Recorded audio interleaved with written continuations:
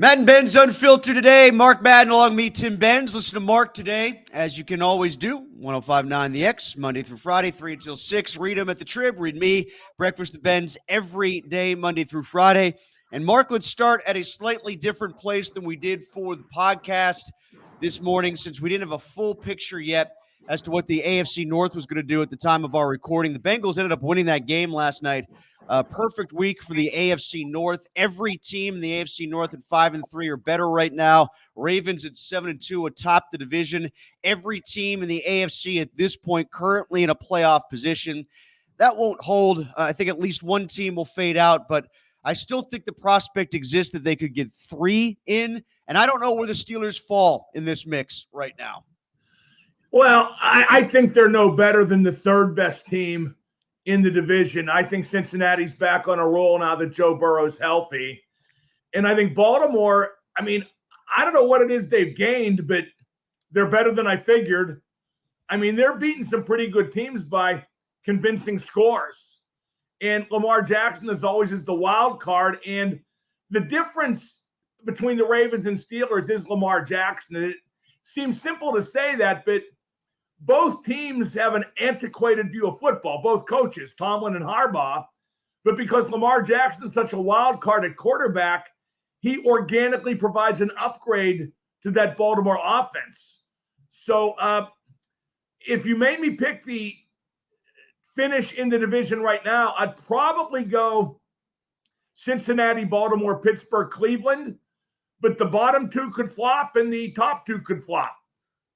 Well, I'll say this about the Ravens. Two things you brought up as far as the flip-flopping goes. I'm not ruling out the prospect of the Bengals getting hot enough to catch and pass them.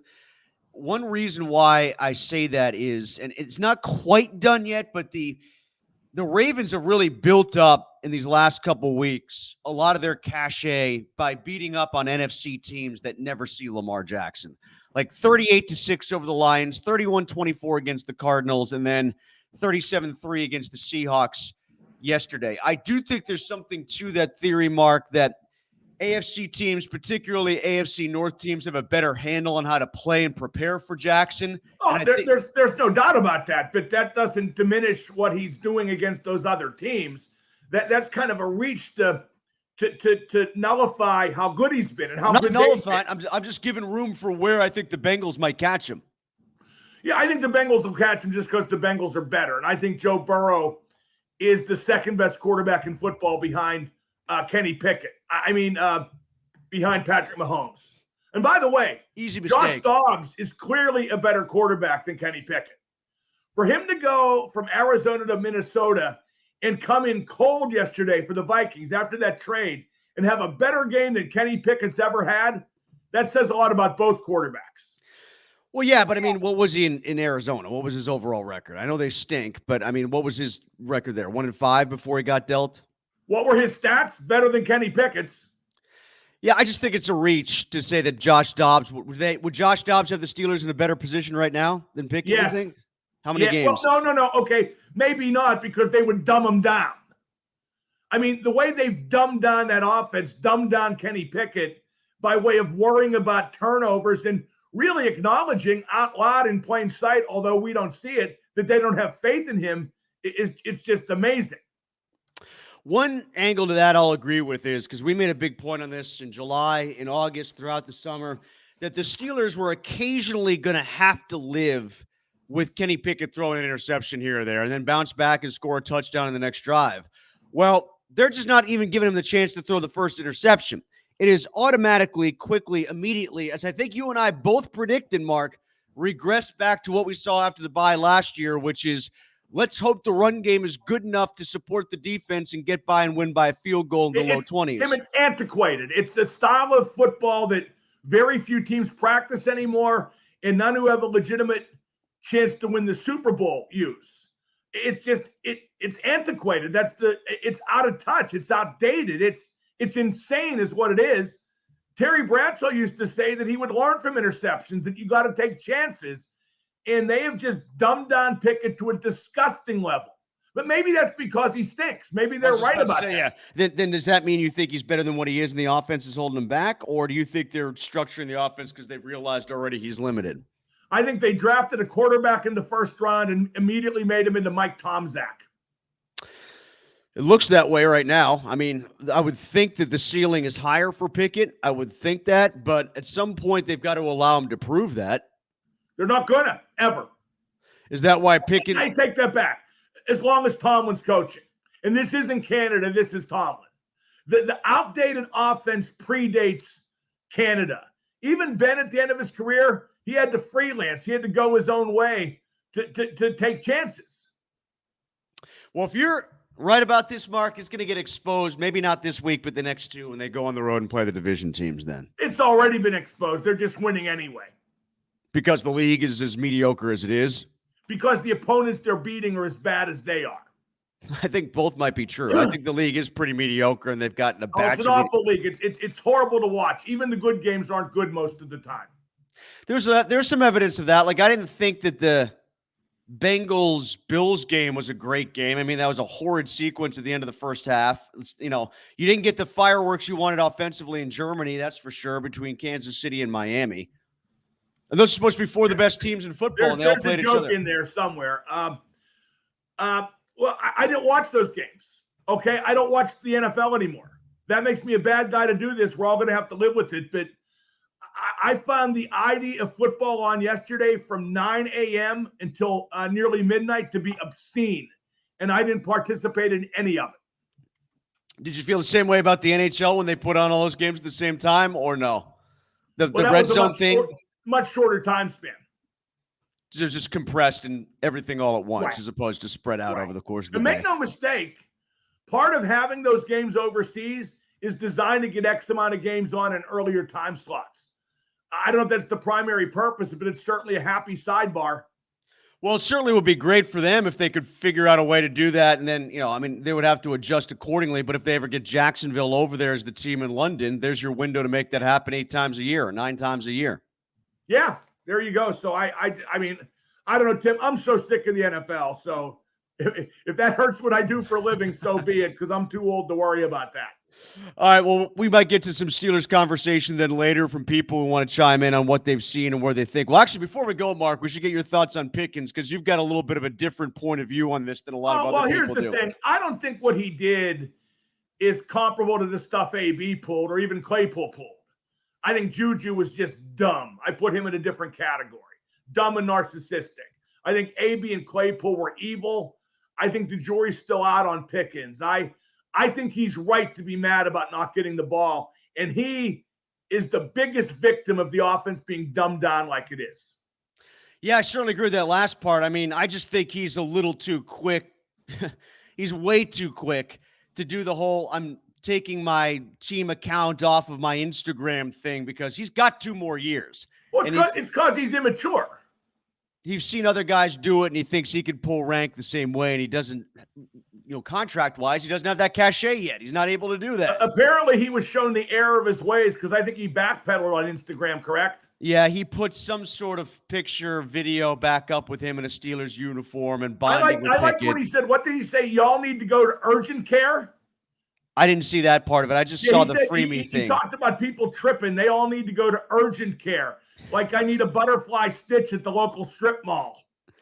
Well, he's the one that needs to go to urgent care there, because he started the whole thing by trying to draw attention to himself about how pissy he was over the whole situation. But again, I think he should be getting the ball more. I think he has no hope of building a career the way he wants with this offense and this quarterback. Well, the 2 points. Makes him selfish, I understand too. The 2 points are inherently dovetailed, Mark, in the sense that when you talk about with them being so risk averse, part of that goes directly to if Pickens is in double coverage, they have to feel occasionally they can throw and beat that double coverage to him if he's as good as they think that he is. Yeah, but part of that is Kenny Pickett's awful, and I think they know it. He's awful. He's inaccurate. We're here 20 starts in, and he's still unbelievably inaccurate. All right, Mark, to hockey and the Penguins, they haven't played for a while except for the one game against San Jose, and I don't even know how much stock we can put in that given how bad San Jose is. I mean, my God, 20 goals over the course of 2 games. That's ridiculous. I mean, it's weird for that game to be the only game in the space of how long it's going to be, like 10 days or 11 days, and it was a non-game. They got nothing out of that except the 2 points. That would have been a great game for Mario. Mario might have got the Sittler record. He might have got the 10 points. That Sharks team is every bit as bad as the expansion Sharks were back when, and maybe even worse. But that game was so bad, Sid checked out early. You rarely see him get bored, and I don't want to say he gave token effort, but he wasn't concerned about points at all. I mean, he rarely is, but when points get factored out of the result, as in the game's already decided, he checks out, and he did on Saturday. So to that end, what more do you need to see out of him and out of the rest of the top 6 once the real games start again and they get against an actual NHL opponent? What I need to see is what they're unwilling to do, an overhaul of their method to be less high octane and more hockey IQ, and they're not going to do that. So they're going to play games like they've been playing all year, where they decide to play the right way and beat Colorado 4-0.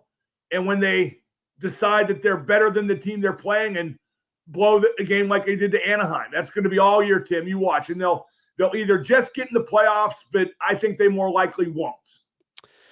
I viewed them as a I bubble think they're digging a hole too early. That they had the weakest part of their schedule early, and they're near the bottom of the conference. And pretty soon they're going to start playing real good teams. Yeah, and then by the end of the season, they might be out of gas, which, is something we talked about. I remember us having the same conversation a year ago, Mark, how important it was for them to get off to a good start because they might be tired late given their age. And you saw the lack of point production from the stars and the team. That faded, and the excuse was, well, they carried the team the whole way. Okay, but that's part of the reason why they needed to be better early then, for that exact reason, so that they could sneak into the playoffs if they had to based on points that they built up in the fall. One thing I've concluded too, we've heard stuff about, Sullivan's tied in with Fenway Sports Group because they're both from Boston. You know what I mean? And, Kyle Dubas has all the power. I thought about this. He has all the power. He got a 7-year deal. Mm-hmm. He has all the power. And they didn't bring him in to maximize this group. They brought him in to pick up the pieces after. That's what they brought him in to do. That's his forte. And that is coming sooner, not later. You watch. So what you're basically suggesting is whatever Dubas does now, he's allowed to do, but he's also doing everything with an eye 2-3 years to the future after these guys are gone, retired. Sooner than that. Well, not for Sid, right? Sooner than that. Because that would suggest what? He's going to retire or not sign another contract? Sooner than that. All right. I've waffled on that a little bit. When he refused, when he didn't directly say, yes, I'm going to sign another contract after the 3rd year was done a few years ago, it piqued my interest. I've kind of talked myself out of him leaving after a 3rd year, but I'm not ruling it out until I see his name on a piece of paper. They kept all 3 guys together, and they're still no good. Okay? There's conclusions to be drawn sooner than you think. All right. What conclusions do you draw from absolutely no one watching the World Series? I don't know. I didn't watch it. What happened? No, it was a non-sexy matchup between 2 low-level brand names. And you know what they've done? I thought about this, thinking about the Pirates, as I often do. Because Key Bryan won the Gold Glove, and we're celebrating that like Mazeroski homered again. You know how baseball achieved parity? The other teams achieved parity through the cap, right? Baseball achieved parity through the random nature of the playoffs. Expanding the playoffs. You stick a whole bunch of teams in the playoffs. You put a lot of layers so that the best team isn't going to survive very often, and you achieve a weird sort of parity. Yeah, and the parity extends all the way to teams that are, 5-6 games above 500 being able to qualify for the postseason and take on teams like Atlanta that might, throw up 100 wins. Especially when you're throwing best of 3 series in there for the wild card round and then best of 5. They've made their playoffs random. That's why I kind of prefer the old system more, where if you expanded the playoffs to include wild cards, well, then make the randomness of the game eliminate one of them as opposed to potentially eliminate. Because you got 162 games. I mean, my God, that regular season was supposed to mean something. What the randomness does, it negates the 162 games. Right. Yeah. I mean, like okay, I was. What it should be is, it should be, honestly, you want the truth? It should be 2 16-team leagues where the league winners play each other in the World Series. That's what it should be. That's what it used to be when the leagues had 8 and then 10 teams respectively. It split in the divisional playoffs when it was 12.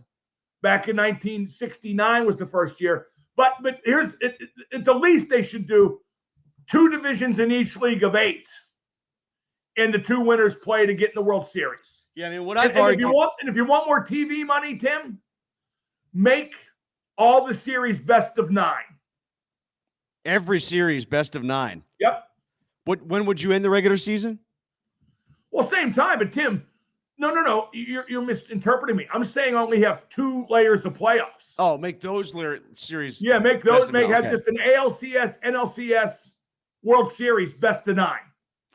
You know, I think they miscalculated. Tim, it would still be a lot shorter than the current playoffs. I think they miscalculated, the impact of hoping to keep so many teams alive in market to market. Yeah, that helps on a local level, but on a national level, like, for instance, I get it. They were concerned that there'd be certain years in the American League East that the Yankees would have 120 wins and, have the pennant wrapped up by September. Yeah, you know what, Tim? Back in the day, I remember one year when 3 teams in the NL West, and I remember what year this was specifically. Might have been 4 teams. 1973. The New York Mets won the East with a record of 82-79. And that was a totally fluky year. Mm-hmm. In fact, the 4th place team, I forget who they were, was only 3 games behind. The Pirates were only 2 games behind. That was the middle of the Pirates winning the division in 70, 71, 72, and 74. Did they win 75? I forget. Anyway, it was the middle of a great run for the Pirates. 3 teams in the NL West had better records. Might have been 4 than the Mets. And you know what everybody said? Tough luck. Yeah. I mean, you can't worry about stuff like that. When you worry about stuff like in advance, you outsmart yourself badly. Right, because at least then you had interest in the pennant race, and now I think you've diluted the playoffs because there's so many playoffs, and you've diluted the pennant races in a different way. Like you've made it more interesting. You made the result random, and now you had a World Series that nobody cared about. And you made the interest more interesting in the middle, where everybody watching the games can tell that the middle teams in Major League Baseball just aren't all that great, much like we talked about with the NFL. Tim, I literally, as I sit here, can't name one player in the starting lineups of either team that was in the World Series. And you know what? I don't want to know. Let's get to some comments. Here's Eric. I'm glad for the win, but they gave up 2 power play goals. Should we be concerned about the penalty kill? No, we shouldn't be concerned about anything that comes out of that game or elated by anything that comes out of that game. He adds, and the PK has been generally one of their stronger points. Yeah, hasn't actually Jari been better on the PK than he has in a lot of 5-on-5 situations? I would assume so, yes. What have you thought of him so far? Rotten. Rotten? Like not even okay, all right. Couple decent games, but mostly rotten. He adds on the football. And Tim, here's the thing. I know what's wrong with them. And I bounced it off. Well, EJ bounced it off me, who pretty good goalie, right? I have said repeatedly that if you watch the first 5 minutes of the game and Jari's not at the top of his crease, he's going to have a bad game because that's his weakness, too deep in the net. Everyone knows his weakness, and he won't solve it or can't solve it, or nobody thinks it's a weakness. I don't know why. But that's the problem with the Penguins. Everything everybody does is okay. Just do your thing. He adds, Eric does, I never side with the players when they act like petulant children when they don't get what they want, but I can't help but agree with Pickens on this one. You have to have a complete freak at wide receiver, and they throw to Connor Hayward more often. It's a joke. I get his point, Mark. Like, you could be wrong in your actions, but you could be right in what you're mad about. Yeah, he should shut up, but he's not wrong about what he's not shutting up about. Ron asks, how surprised were you to see Jeff Carter as a healthy scratch? I think it's about time. but I don't think it's this big point of changing things that we're trying to pretend it is. See, Tim, I don't think it matters who the fourth line wingers are. Okay, the center maybe a little more, maybe not. Okay, a fourth liner isn't going to play much and certainly not much meaningful time, correct? Mm-hmm. So I want my fourth liners to be guys who can kill penalties or take shootouts or be a tough guy if you want to go that route. A specified role. A specified role that can help get points. Okay? Whereas, like, Sully wants all the fourth liners, all the players, period, to be these complete 200-foot guys. And that's just not needed. Yeah, I look at the Carter situation like you and feel like it's sort of a long time coming, but it speaks to the fact that people fixate on stuff like that speaks to the larger problem that I think we have analyzing the Penguins, which is, we tend to scapegoat a lot with the Penguins, pick on the new guy, pick on the GM, pick on the goalie when with as much ice time as the star 6 or 7 players, 8 players in this team get, those are the people we should be analyzing because they are so dominant when it comes to ice time. The good or the bad goes through them. But the thing is, we don't want to ever blame those guys. That's what I'm saying. Yes. Yeah. Yes. So we act like Jeff Carter playing is a problem. Jeff Carter's problem is that he eats up $3 million of salary cap. True. That's the problem he causes. And as far as like having specified guys in those fourth line roles, if the Penguins would have had Eric Christensen or the rough 2023 equivalent on the roster last year, they absolutely make the playoffs. 100%. Jason says the NFL is only holding on because of betting and fantasy. I believe the ratings would be way down if those weren't readily available to consumers. Well, they are, and they're not going anywhere. I think that's true, but I also think that the reason it's true is because the NFL has successfully manipulated those two things to get more viewers. You know what I mean? We can't blame them for doing something that helped. Richard says, I get that it was only one game against the Sharks, but it's really apparent how much Jeff Carter dragged his line mates down. Shut up. Get rid of this guy. This is stupid. The only thing that was evident there in terms of the hockey in that game was that Vinny Hinostroza is faster. But that said, I believe that Jeff Carter played in that game, he probably would have scored. Calvin asks, will Canada be on the sideline again this week? Well, I doubt they'll go away from something that worked, but I don't know how much impact that really had in anything. I just want to slam my head shut in the laptop. He's their leader, Mark. He was so much more emotional on the sidelines. Didn't you see the energy he brought to the game? As I get older, and like we've talked about some of this stuff today, like the Carter thing on the fourth line, right? In a game that it was a non-game. It's amazing how we invent stuff to dwell on.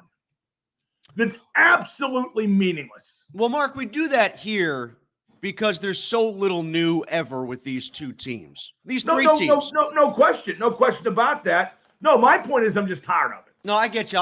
Where I was going with the thought is with all three teams, the Pirates never win. The Steelers have had a lousy offense for 3 years in a row, and the Penguins are stuck in a rut where they've married themselves to an aging core of players that eats up a lot of ice time and salary cap, and that's just never going to change until they retire. And they can't win. And they haven't won a playoff series in 5 years, and the 6 years, and they won't this year either, probably. Yeah, but it's like I turn on, and I complain about these guys a lot. I turn on ESPN for the 6-hour block of nonstop yelling and mugging from 8 till 2 every morning and afternoon. And I can't believe that stuff's on TV. I mean, let alone highly regarded by some. I just can't believe it's on TV. Now, I'm sure some people watch this and think the same thing or listen to my radio show and think the same thing. Heck, I do sometimes with the headsets on. But it's all too much. We've just saturated everything everywhere. Like, I'd much rather, I'm going to come on today and talk about Jimmy Page playing for the first time live since 2014 at the Rock and Roll Hall of Fame induction. At least that's something different. When's that happening? It happened already. Over the week? Did they do the inductions over the weekend? A guy named Link Ray, a guitar player from the 50s through the 70s. He got inducted, posthumously because too many halls of fame never recognized the guy when they're still alive, like Dick Groat with the Pirates, right? Mm-hmm. And they had videos from people, praising Link Ray. And then when the video ended, the stage lit up, And there's Jimmy Page with the double neck playing Rumble, which was Link Ray's big instrumental hit. And he was great. He's 79 years old, still the coolest guy in the room. And everybody knows Rumble. It's in a ton of movies for the soundtrack, Tim. Like what? It's that I don't know what movies. I was thinking about that because I'm posting a video on the blog, but it's that song that goes bow, bow, bow, bow, bow, bow, and then like that, bow, bow, bow. Oh, yeah, I know what you're talking about. Yeah, I think it might be in Pulp Fiction, but I'm not sure. No, Pulp Fiction's who did that? I'm trying to find Rumble music playlists. It's just To the Edge of Darkness or something like that is one movie. Well, at any rate, Tim, it's Jimmy Page on stage for the first time since 2014. I know. I'm just trying to find. Chris says it was in Pulp Fiction too, our producer. So there you go. Oh, okay. Well, there it is. All right, perfect. It's in Independence Day. Okay. It's one of those songs everybody knows. Real quick, there's Jimmy Page on. I mean, when I heard that, because Tim, if I'd have known, I'd have been there. You would have gone? gone It was in Brooklyn. If I'd have known, I would have absolutely been there to hear Jimmy Page play a 3-minute song. Real quick before we go, Mark, one last very pressing question. I have a very distinct answer and succinct answer for this. How many trick-or-treaters did you guys both get? None. I got 0 trick-or-treaters. I live on a side street that's carved into a mountain, for God's sakes. No one knows where we are. Give me a second, Tim. Give me a second. Hold on. This is from Jeremy, by the way. Are you getting your candy? Okay. I, too, got 0 trick-or-treaters. And here's the problem. This is sitting around all the time now. Okay? I can see Twix is one of them. What's the other one? Nestle Crunch? Nestle Crunch and Twix. Are the bags open or are they just sitting there as temptation? No, they're not open, which is a tribute to me. And I'm probably going to take them into work and just throw them on the counter in the kitchen. That's a good move because we got one of our office workers at the radio station always puts those little Twix in. Are the Twix that size or are they bigger size? No, these are a little bigger. Oh my God, one dropped out of the bag. Oh, now it's free. The bag organically open. Here, it's this size. That's the crunch size? Clipper must like crunch. It's tough to get perspective because I get to go like this. It's the biggest crunch ever. That's right. Trick or treat at Mark Madden's house. He gives away super-sized That's right. crunches. You didn't show up, but look what happened. We'll be back. Tim, I can't get over it. I can't get over the Jimmy Page thing. I heard that. Like somebody tweeted it, and I was going all over everything on the internet to see it and hear it. And he had the red double neck, from Stairway to Heaven, which I don't know if he played it for effect, to have it out there. And then again, he used the 12-string part a lot. In fact, I think Rumble's exclusively on the 12. But anyway, and he did all the Zeppelin stuff with his arm, like the stops and starts. You know what I mean? No bow, though. No bow. No. He would have hauled out the bow, Tim. I would have jumped out the window. It would have just been. Chris tweeting, getting on our message board here too. Rumble was on the pilot episode of The Sopranos. Oh, there you go. That's 3 for 3 right there between Pulp Fiction, Independence Day, and The Sopranos. That's pretty good. That's a good triumvirate. Yeah, so that was the best part of the weekend. The worst part was Liverpool played the 19th place team and tied 1-1. That was awful. But the guy, this is weird too. The guy who scored the goal for Liverpool, we scored in injury time to tie it. Luis Diaz from Colombia. His parents were kidnapped recently. Really? And that happens in Colombia. It happens with baseball players sometimes too. Remember that happened? Yeah. Former Pirate pitcher. I can't remember which one. And they let the mom go, but they still got the dad. And I was surprised Luis played yesterday, but he scored the goal to tie it and then lifted up a shirt with he had a T-shirt with a tribute to his dad underneath. So that was a real good moment. By the way, it's the beginning of the restaurant scene in Pulp Fiction. So now I know what you're talking about. Yeah, but Tim, it's one of those songs that's everywhere. Yeah, I know what you mean now. I've got the song in my head now that you're talking about. Yeah. Yeah, but it was also. Did you ever see that documentary with Jimmy Page, Jack White, and the Edge called "It Might Get Loud"? I love that documentary. Yeah, Jimmy Page talks in there about his affection for Link Ray. Oh, he does? I don't remember that part of it, but yeah, when Jimmy's in, I love that when Jimmy's in his record collection room, and there's these shelves and shelves and shelves of records, and he yanks one or two out, which goes to show He knows exactly where every record on all those shelves is. The other thing that I loved about that movie, what was it? When the levee breaks, he walked into the stairwell. You remember that, where he was clapping to get the echo effect. They showed how Bonham got the drum sound. Yes, exactly. Right. The echo and the stairwell. That was really cool. Was it the same stairwell? I thought it was the same building. I don't know if the stairwell had changed. I forget. I love those stories, and and I love when Jimmy does stuff like that. And I'm fawning over him, but I have my whole life. Mm. It shows how important music is to him. That he wasn't just the guy in the Poppy and Dragon suit who dated Lori Maddox when she was 15, and he was an Aleister Crowley guy who lived in his house. It was music uber alles for him. And stuff like his influences and hearing those and how he built on all that shows why he's the best ever. That was his real obsession, his real love. Everything else came second. And I like when we're reminded of that about Jimmy. And Jack White really looked humanized in that movie too. Because he idolized Jimmy. Yeah, right. Exactly. He was like this wide-eyed kid around Jimmy Page. He couldn't believe that was Jimmy Page right there. It was really cool. That's a great documentary. It Might Get Loud is the documentary if you haven't seen it yet. Tremendous. And like that's why I always say, if I could pick one guy left to interview my whole career, to be Jimmy Page. And I doubt I could get through it. Like Sean McDowell interviewed Jimmy Page like a half dozen times. I'm so jealous of Sean for that and for his medicinal marijuana. Mark Madden, he's on at 3 until 6 today on 105.9 The X. Read them 4 times a week here at Trib Live. And I'll be back with Breakfast with Ben's items tomorrow. And you can even watch on Sportsnet. And Tim, if I can interrupt one more time. Yeah. This little thing we did to end here. Yeah. It even humanizes me. Because, no, seriously, I spent the whole segment talking about how the World Series sucks and football's oversaturated. But you got me to talk about Jimmy Page, and I loved it. And that's what I need more of.